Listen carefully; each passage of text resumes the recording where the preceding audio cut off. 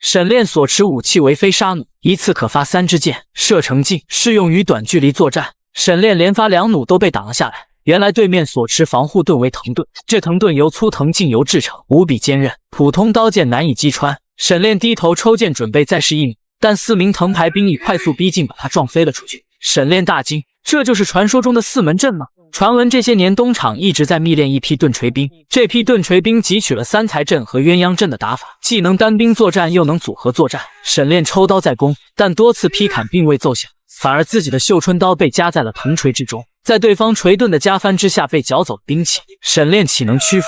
一记后仰滑铲式边躲边进，迅速抽回了自己的刀，但殊不知此时他已经处于4门阵的阵眼之中了。转瞬之间，后背就中了2锤，此锤名为金瓜锤，锤形似瓜长7尺，有断骨裂筋之力。阵眼之中，4人对沈炼展开疯狂的盾锤夹击。沈炼虽硬是冲出了阵眼，但显然自己也是受了伤。小锤兵竟能轻松拿捏着锦衣卫保护沈炼。此时其中一人，他和屏幕前的兄弟们一样，觉得自己强得可怕，竟擅自拖阵单挑沈炼。1打4未必有胜算，但1对1单挑沈炼也是拿手。一招单刀法夜底藏花直接削了他的手臂。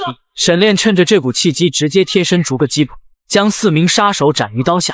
而此时东厂的第一高手赵敬忠也到了，打斗方面马上迎来高潮，不禁让我想起第一次看这部剧的时候，还用手机疯狂截图，为的就是一帧一帧分析人物招式。最近刚好收拾家里，又翻到了那部用来截图的旧 iPhone 14，想着如此精彩的打斗画面，如果能给沈炼回放的话，他就能学到赵公公精湛的枪术。可惜我不能把这个回放给沈炼看，只能把它放在转转上回收了，卖了3700多。而且我还发现转转不只收手机，就连拍立得显示器、相机和镜头都能回收，一键下单就有小哥上门，通通打包带走，特别方便。总之听我的，想快速回收换钱，放心去转转就对了。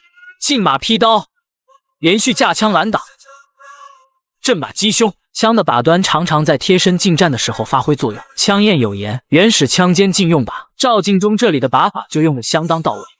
长枪法梨花摆头，看沈炼表情显然心惊，赵敬忠枪套都没摘，自己就快顶不住了。这场战显然不好打。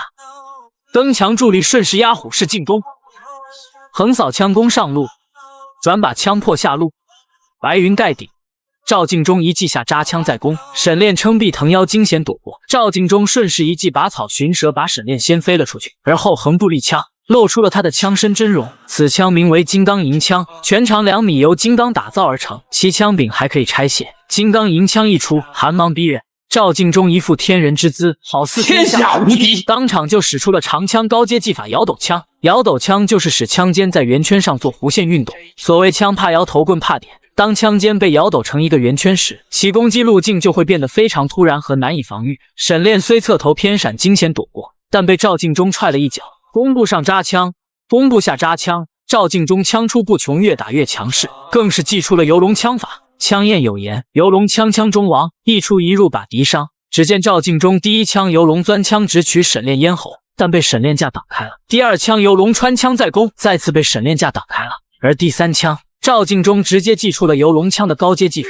游龙崩枪。看沈炼表情，痛苦之中夹杂着不少的震惊。他震惊的不仅仅是赵公公出神入化的枪法，他还震惊的是昨晚赵敬忠的右手被他的剑弩射穿，今日以带伤之手行使金刚银枪，还能把自己逼到如此窘境，这赵敬忠的真正实力怕是远在自己之上。赵敬忠游龙崩枪之后，直接踢把弹枪把沈炼震了出去，随后2人隔着窗纱相互捅刺，赵敬忠偏头一准，此时大好时机，立马提枪意欲当场中出周妙，沈炼岂能让他得逞？千钧一发之际，沈炼挡在了妙童的身前，赵敬忠的枪头直接刺穿了沈炼右肩，心爱之人就在身后。沈炼心中战斗意识越发坚韧，直接硬顶枪头站了起来。赵敬忠收枪再刺，沈炼心中早就计算好了时机就是现在，趁赵敬忠收枪之际的分寸之间，直接下前把他环腰抱住推摔而去。当年在竹林一战，丁白英的拔刀术一剑斩断了他的雁翎刀，沈炼深知这是丁白英对时机的精准把控。那一战之后，沈炼有了心得，